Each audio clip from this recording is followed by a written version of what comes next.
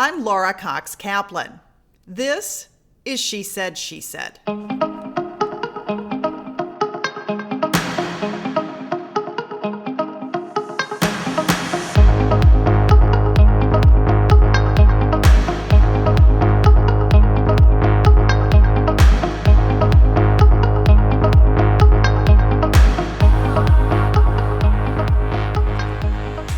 My guest today is Lauren Leader, the founder and CEO of All In Together, a nonpartisan nonprofit focused on training more women to engage in civics and politics, regardless of their political leanings.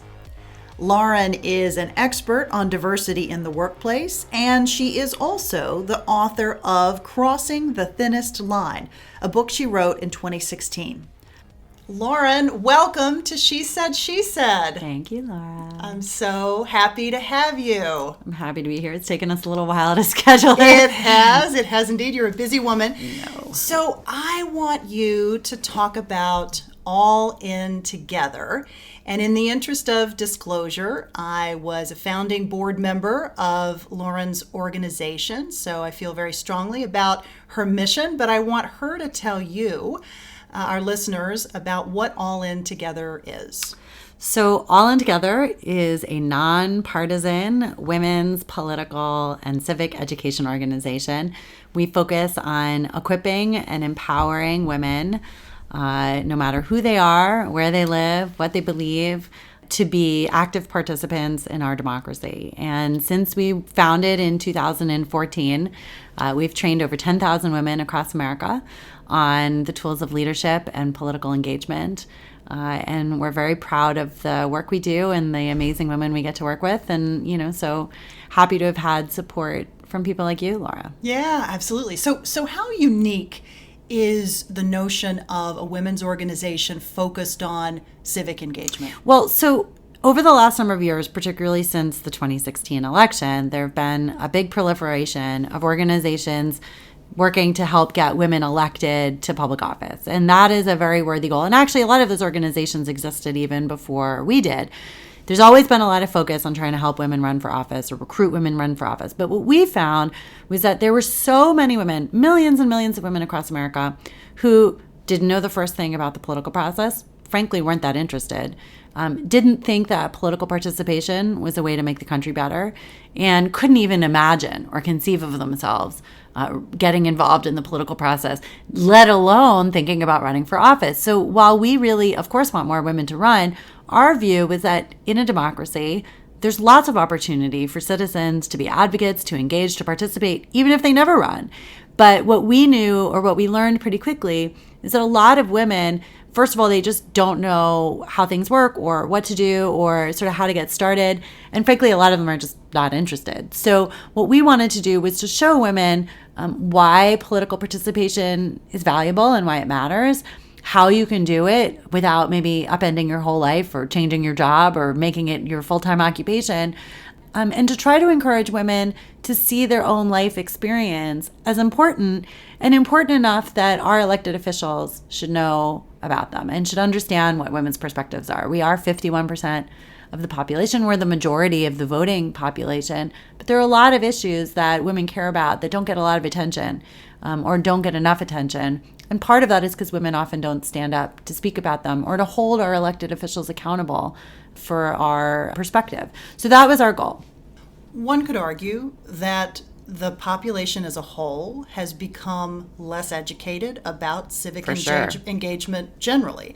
So not just women. Yeah. So how are women impacted? Yeah. I think you would argue disproportionately, when they don't understand how to engage from a civic standpoint, even though men aren't particularly any better Men educated. Are not. Well, so you're exactly right. So there's a civics crisis in America. I mean, most Americans really don't get a lot of civic education. They don't know how government works. They don't know some of the basics. 70% of Americans cannot name a single person who represents them in elected office. Something like 70% of Americans, if given a multiple choice test, can't identify clear, sort of basics in the Bill of Rights or in the First Amendment even. So we have a real problem with just Americans understanding how government works.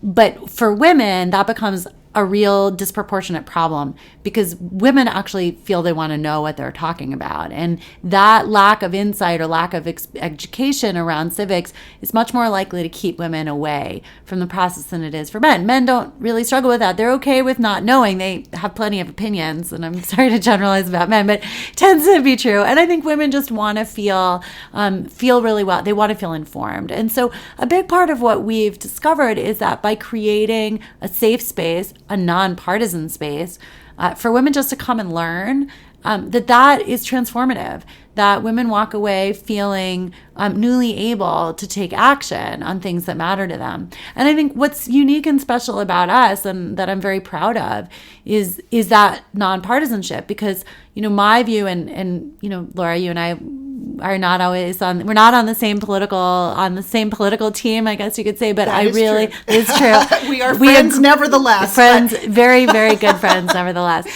But I think what bothered me about what I saw among women's organizations was a few things. And we talked about this years ago. Mm-hmm. I was very concerned that so many of the women's organizations out there that were working on women's political engagement were partisan. These were liberal organizations. I mean, obviously, Emily's List being the biggest, but most of the other women's organizations out there had a litmus test. Where are you on choice? And you have to answer that question before you can even show up to a program. And I felt intuitively that was alienating people, not just women on the right, but frankly, even just younger women who, weren't interested in that as the key subject for them. So early on, I really wanted to create a space which said, you shouldn't have to pass a political litmus test to learn about our government and to learn how you have a voice. And the second thing was that, I am an unabashed feminist. I believe in women's voices. And if you believe that, you can't say you only believe in that, with women who agree with you. Right. And I will say that a lot of women on my side of the aisle, unfortunately, I think have in recent years, sort of doubled down on, we want women to participate, but really just the ones we agree with. Mm-hmm. And that we reject. And it means that we're maybe not as big and famous as some other women's organizations that have taken really partisan positions and have sort of leveraged the current angry moment to their advantage. We haven't. So we've stayed a little smaller and maybe a little more under the radar, but I still think it's the right thing. How hard is that for you? I mean, given the fact that you are very passionate about your own politics, trying to navigate a nonpartisan or bipartisan organization, whichever label you want to adhere to, it's nonpartisan, really.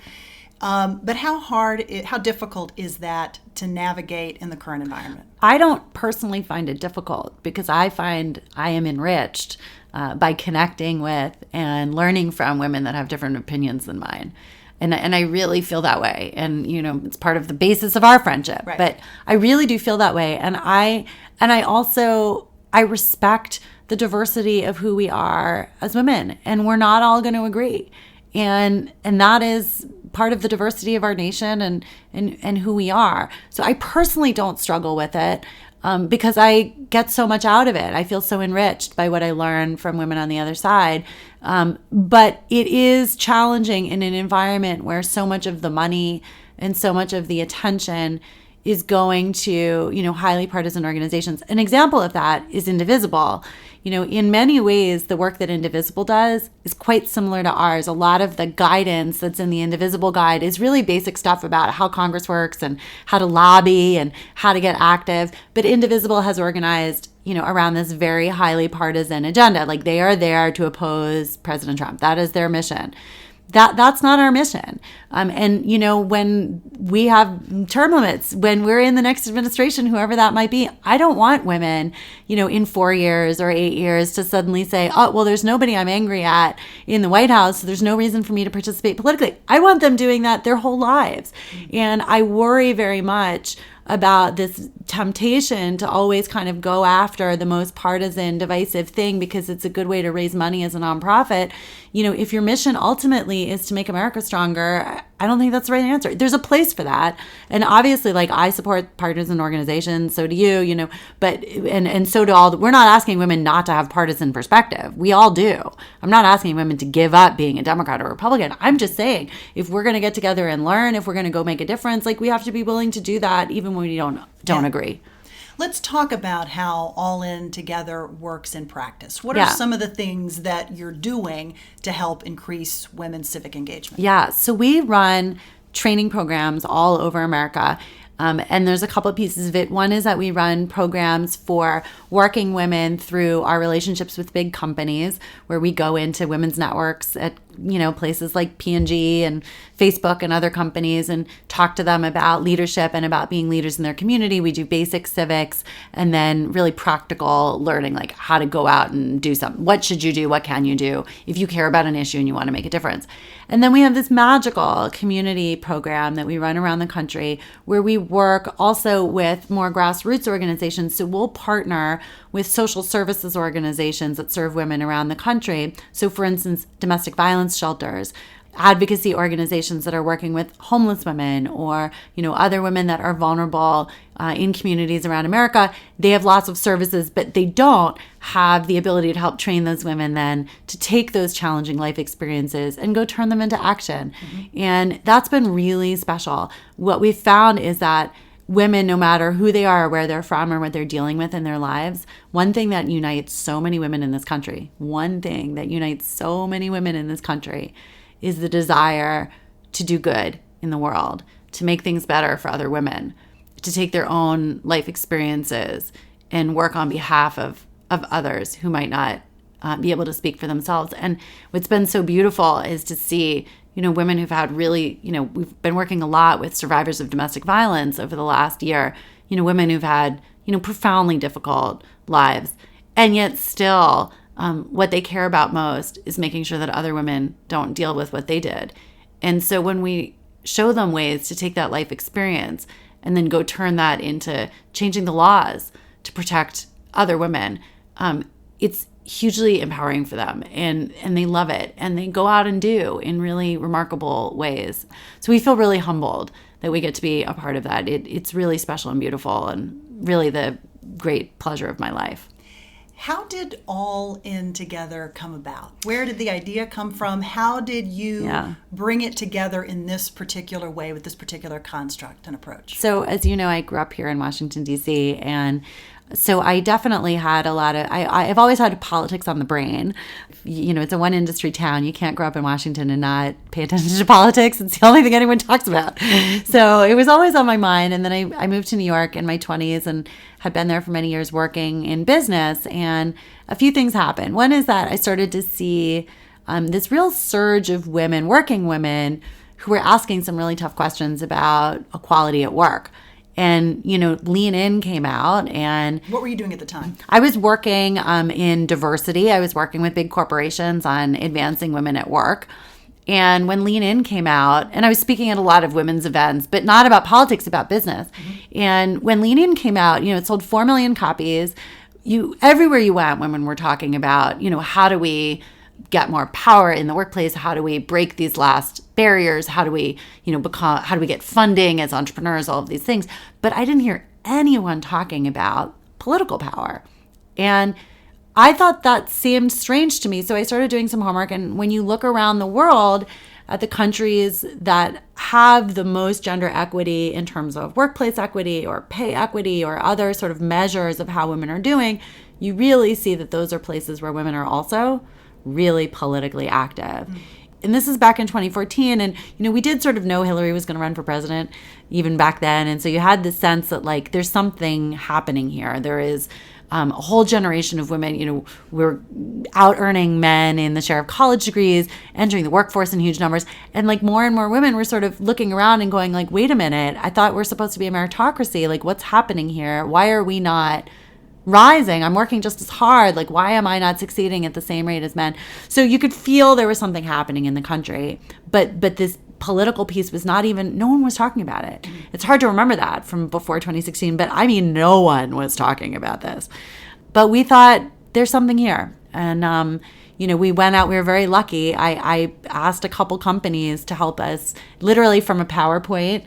You were one of them, but, we had this idea. What if we try to go train women on political leadership? Maybe it would just make them better leaders overall.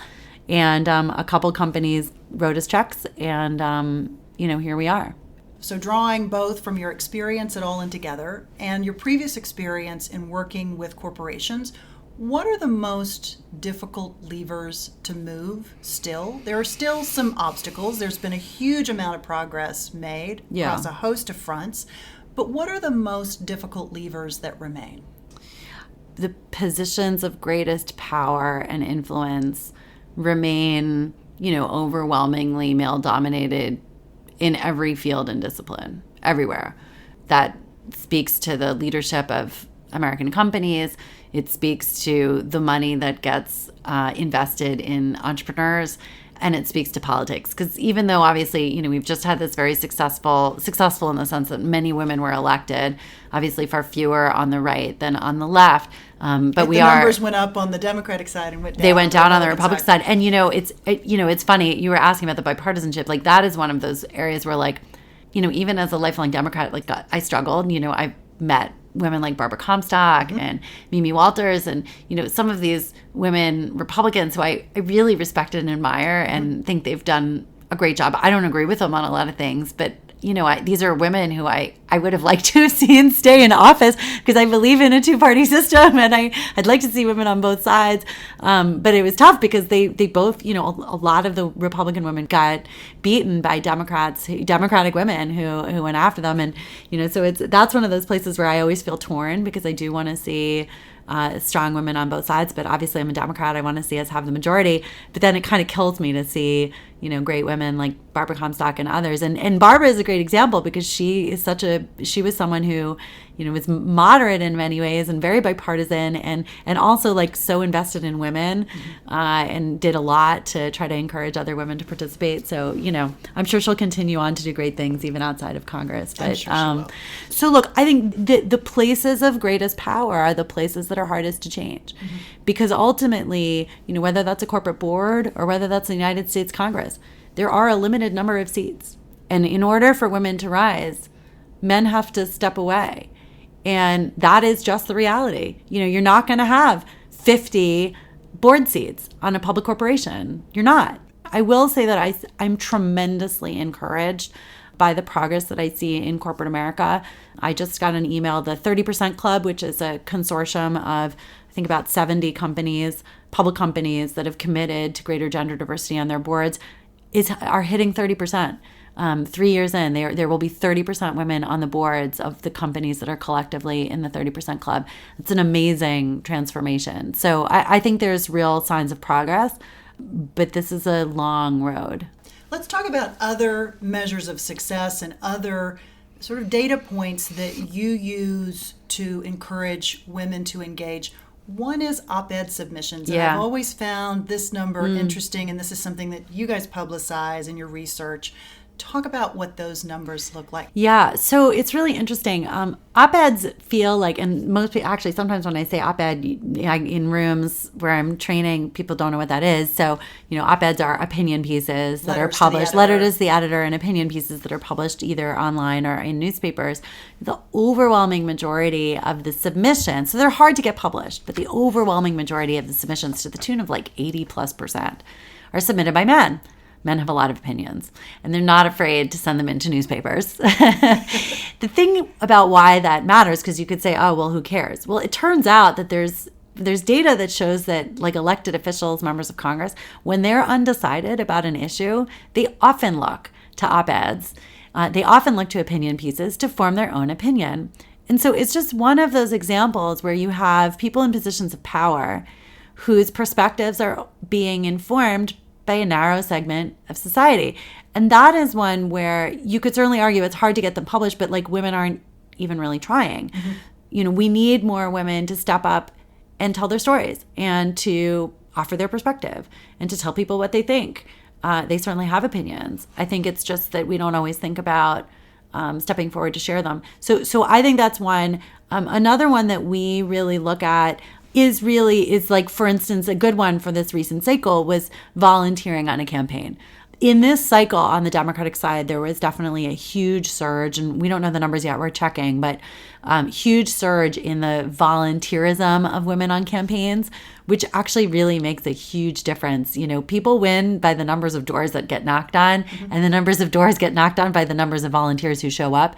So that's a great example of even if you're never going to run for office, spending an hour or 30 minutes making phone calls on behalf of somebody that you believe in. These are important measures of civic participation, and they matter in terms of women's perspectives and women's views being heard in the larger scale. And we want more women to see their own life experience as qualifications. We're all qualified to talk about something that we know personally. And I think a lot of women they don't think of themselves that way. It's like the biggest revelation when we say to women, the fact that you're a wife, mother, daughter, sister, aunt, cousin, these are all qualifications for having something to say about things that are affecting your life or that are going on in the country today. So say them. And the more you say them, the more our political process will reflect their opinions. So we talk a lot about confidence on the podcast. Good topic. How much of this, all of this and the trainings, when you think about getting women more inclined to speaking up, sort of what's the corollary to confidence? Yeah, well, clearly feeling that you know what you're talking about does seem to be a really big factor for women. We want to be prepared. Laura knows because she always comes with notes. Definitely. I always tease her about it. She's always Laura's always exceptionally prepared. It's one thing I know about her. I am rarely prepared. So we have different personalities on that. Yeah, I just fly by, it'll be fine. I'll figure it out. Anyway, but I'm more typically female. You are in that way. You are that way.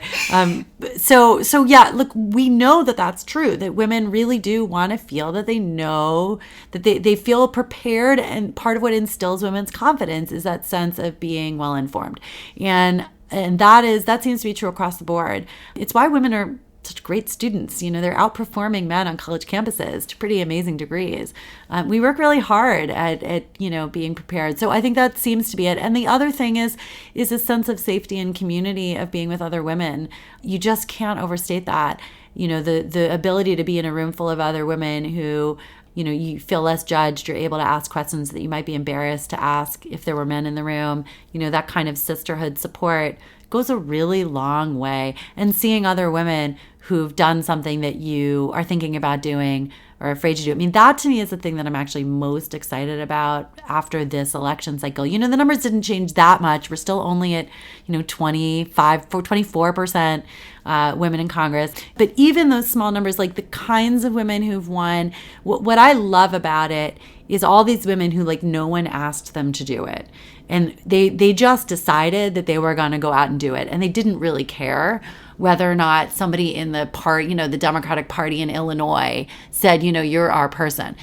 The power of that to inspire other women that you don't need anyone's permission to have an opinion, to have a passion for service, to want to make things better is enormous. And I do think that having these, it started with your lovely friend Elise Stefanik, who was previously the youngest woman in Congress.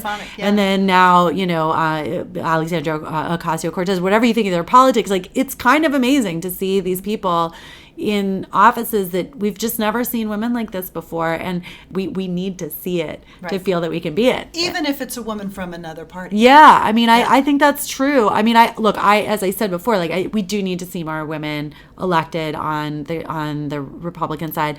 There were a lot more women over the last decade or so, and we've talked about this, who've been elected into local offices. I think Republicans have done a great job of getting women onto school boards and, local elected offices, at the national level less so.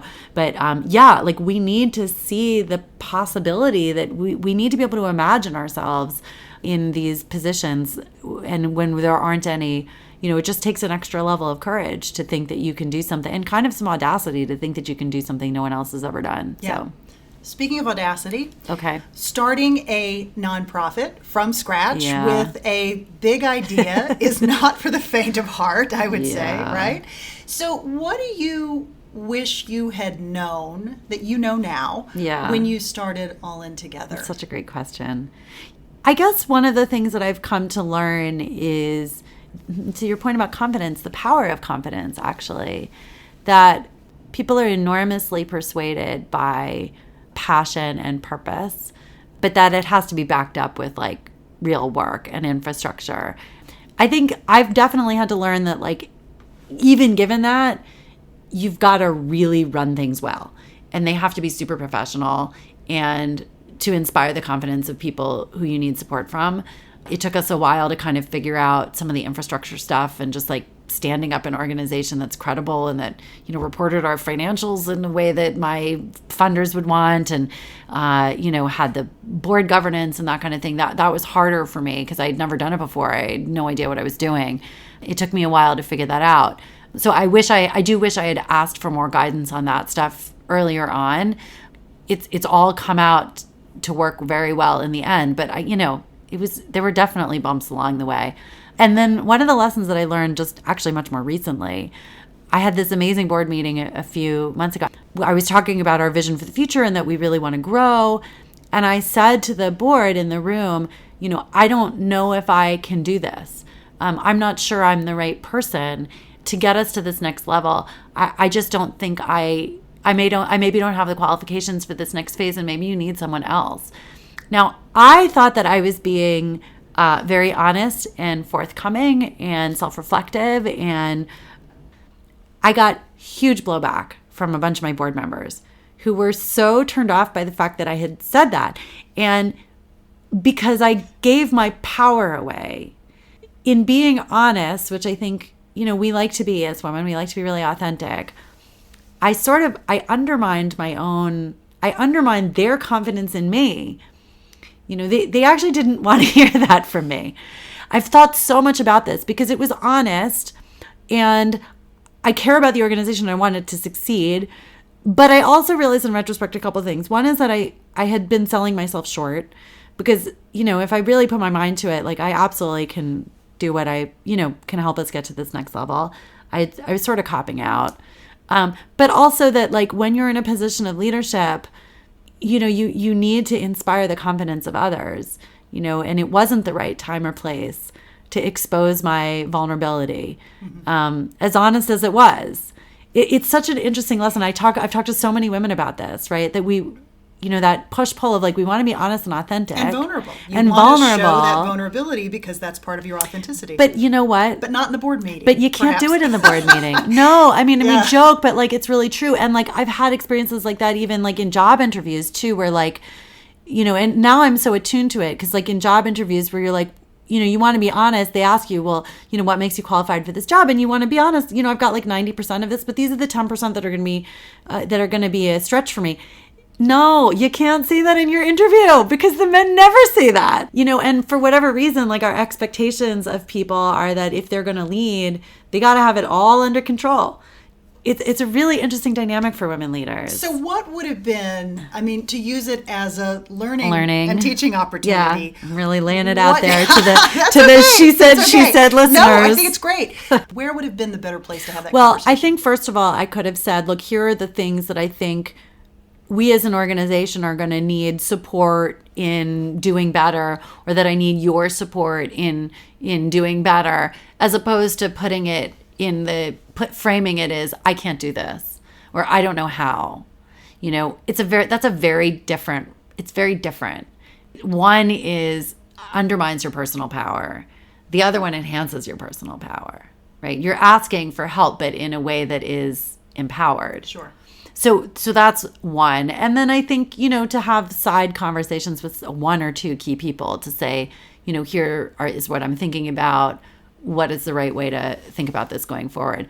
I've really come around because now I've also come to realize that I haven't tried hard enough.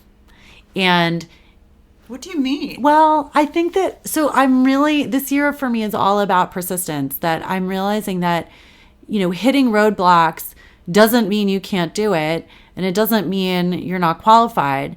It just may mean you have to keep working at it. And that has been true for me on a lot of things this year, stuff that's taken me years. I came to realize it takes years and years and years of hard work sometimes, and just a relentless persistence. And, you know, even after 5 years, sometimes that's not enough time to give it up. And I think that I was so quick to, take the challenges of, growing this organization. My goal right now is to get us from, 1 million to like 3 or 4 million in the next few years. That's a huge leap. I've never done it before. I don't know. I'm not exactly sure how I'm going to do it, but like, I was so quick to just say, oh, I don't know how to do that. I can't do that. Somebody else should do that. Well, why not? Like, I figured out this much. Like, maybe I'm just giving up too quick. And so I'm really glad that the board pushed me in that way. I'm enormously grateful for it because I don't think I would have seen it. And now, I might not be successful, but I'm going to try really damn hard. And I'm going to keep trying until someone tells me to stop.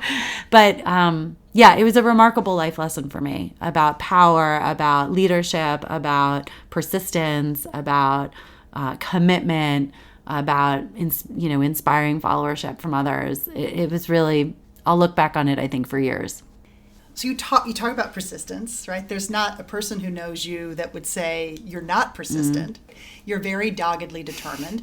But where does the fuel for that persistence come from? Fear of failure. Pretty quick answer. The fear of failure and humiliation is a constant driver. No, I mean, really, like I have a kind of, the one thing I am afraid of is failure. And it's a pretty intense fear. It's not, I don't know where it comes from. It's just this sense of like, I should be able to do more. I feel lucky in a way because I have been surrounded most of my life by very high achieving people. It's part of growing up in a city like Washington, which is where high achieving people come to be high achieving. Yes. Yeah. And so everybody in my life has always been, type A, and I've had a lot of exposure to people that, are well known or been very successful in their careers.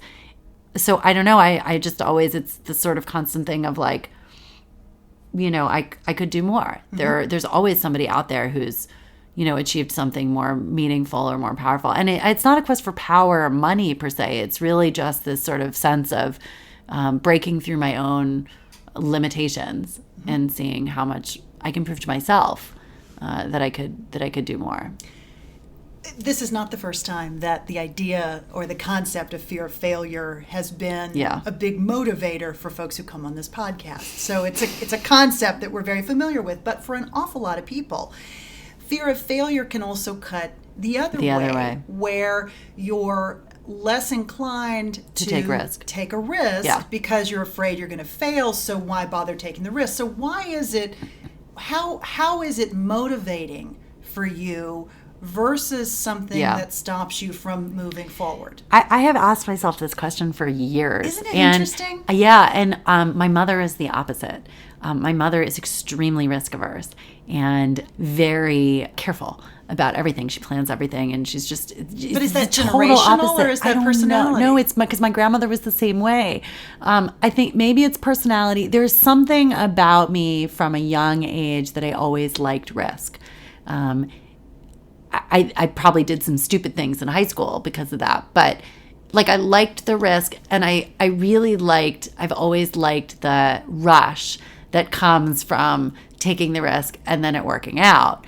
As I've gotten older, I've definitely had to deal with that it doesn't feel so great when it doesn't, and I've had to kind of dial it back on my risk taking. But I am preternaturally drawn to high risk endeavors.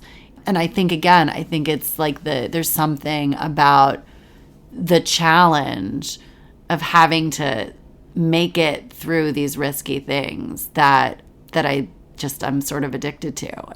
What happens when it doesn't work out? Yeah. What's your process for recovery, for sort of dealing with it, pivoting? Yeah. Well, and it definitely has not, more than once. I will allow myself a very deep wallow for like 48 hours, which may include not getting dressed, not showering, watching the Kardashians on a constant loop, and or going to a movie. So I will definitely allow myself a massive, overly indulgent pity party. And I've had more than a few of those. And then I am done. And how then do you put the wheels back on, right? That's just I sort know. of, that's the wallowing part. One but thing, how do you pivot? So I'll tell you one thing that I Once credit. the episode of the Kardashians ends, Again, it's the fear of failure thing. Like, I'm so afraid that I'm just going to get stuck in the wallow. I have to get up and go do something. And it's the doing something that makes me feel so much better. Like, any action that I take to try to move the ball forward makes me feel better. And so, so I get really obsessed with like just putting one foot in front of the other. But I will say one thing I have to say, I do think I wasn't always able to do this. I started meditating when I was 22 years old. And that was really before meditation became. Yeah, it was not cool. I couldn't tell anyone I was doing it. People thought it was so weird. They really did. Like, I couldn't even tell my parents. They thought it was so weird. Yoga and meditation, but meditation particularly. I discovered meditation when I was 22, and it was so completely life-altering. I don't think I knew at the time how life-altering it would be, but when I look back on it now, it is absolutely the turning point in my life, after which I was capable of taking adversity and turning it into something that was motivating instead of it being something that totally took the wheels off the bus. Because when I was young, as a teenager, the adversity took the wheels off the bus just over and over again. But thank God, for me, meditation was like a life raft, and somehow helped me find inner resources to turn around, really challenging setbacks. And I have had many over the last decade, really tough stuff, has enabled me somehow to have this, I don't know, I don't even credit myself with it. It's just there, some ability to turn it around. What does your meditation practice look like? It's not every single day. I don't meditate every day. I try, but I don't always have time. It really is about separating my emotions and my thoughts from who I am as a person. In other words, the best example I can give is, it's like a ticker tape. I've learned to see my feelings and my thoughts like a ticker tape going across a screen. I'm not in it. I'm not part of the ticker tape. I'm just watching it. And that learning to separate who you are as a person, who the sort of super I, from what's happening in my life, is enormously powerful. And every meditation tradition, even from Christianity to Islam, every meditation tradition is the same thing. It is this idea that there is something that is essentially you, that has nothing to do with being Lauren or Laura, nothing to do with whether I'm blonde or brunette, nothing to do with whether I have blue eyes or green eyes, and something to do with this inner power that is unshakable. And so for me, those years of meditation, of just touching that, even just seeing that, even just separating out the noise in my life from who I really am, so powerful. You are a single mother of two beautiful girls. So you've got a lot on your plate. When you think about how you define success, one thing that I think is interesting is, how do you hope that Stella and Serena will think about what you've done and where you spent your time? Yeah. So I absolutely want them to see an example of someone who's trying to make the world better and who cares about something other than themselves. Like, that is so important to me. I want them to see what it means to serve in the world. And I think Stella is pretty tuned into that already. She's really much more interested in politics probably than the average 9-year-old. I wonder why. Gee, I wonder why. She definitely is getting constant civic lessons in our house. I want my kids to at least feel that I am there for them, but like really there for them, not just like physically there for them. And that, I think, is the hardest thing as a parent. Like, just even trying to like turn off my life to like listen to Stella talk to me about her horseback riding lesson, or it's very hard to be present for our kids. It's so hard, whether you're physically present or, not the hours even, just like making it quality time is the hardest thing. So I'm trying. It's the hardest job. It's the hardest job. I mean, hands down. But I have two girls, and you didn't mention that, of course, my daughters are also adopted, and I'm white, and my kids are African American, and, I really care a lot about them feeling like who they are is valued, and even though they look different from me and they have different backgrounds, it's not always easy to walk into a room when everybody immediately knows that you look nothing like your mom. Why? Those are challenging things for my kids on a day-to-day basis. How do you deal with that? We've been really honest about the whole thing from the beginning, and, particularly about adoption. It's always been part of our conversation. I try really hard to find books with Black characters and watch movies that have, I'm much more attuned to these things. And actually, it's really funny because now so is my older daughter, Stella, who will watch a show and she'll be like, Mama, there were no Black people on that show. She's like, that's how Hollywood is. Yes, Stella, that is how Hollywood is. So I apparently am getting through. So I don't know. I think it's every day. It's just, it's respect and, trying to listen to them and create opportunities for them to feel as understood and loved as possible. Yeah. How much did having children of a different race inspire the book that you wrote, Crossing the Thinnest Line, which talks about all different types of diversity, but certainly racial diversity? How much were they an inspiration for you? I mean, huge. Obviously, look, I'm very conscious of the responsibility of being a white mother of Black kids. And, it's hard enough being a minority in this country, let alone being a minority in your family. And I do care a lot about that, and I want to make the world better. I mean, little things. I mean, obviously the book for me was a very important. It's part of my life's work anyway, which is my commitment to diversity and to helping people understand that better. But how to make sure that the Black residents of my town, aren't afraid to drive out of their driveway for fear they're going to get pulled over, and those are real issues that I care about a lot. Lauren, we ask every guest on the podcast to leave us with a single piece of advice or a life hack. It can be a mantra, something that you tell yourself that you live by. It could be something you wish you had known when you were just starting out. What is yours? My mantra is, if not I, who? If not now, when? I can't solve all the problems of the world, nor will I. But I do ask myself that a lot. What can I do? How can I try to make something better? I do think that the world would be a better place if more of us did that more often. I think that inspires the best of who we are. Yeah. Lauren, thank you, love. Thanks, really Lauren. Appreciate it. Thank you. To learn more about Lauren and All In Together, you can visit our show notes on the website at www.shesaidshesaidpodcast.com. You can also follow us on social media at Facebook, Instagram, LinkedIn, and Twitter. And if you're enjoying She Said, She Said, which we hope that you are, leave us a review. We would love to hear from you. As always, thanks so much for listening.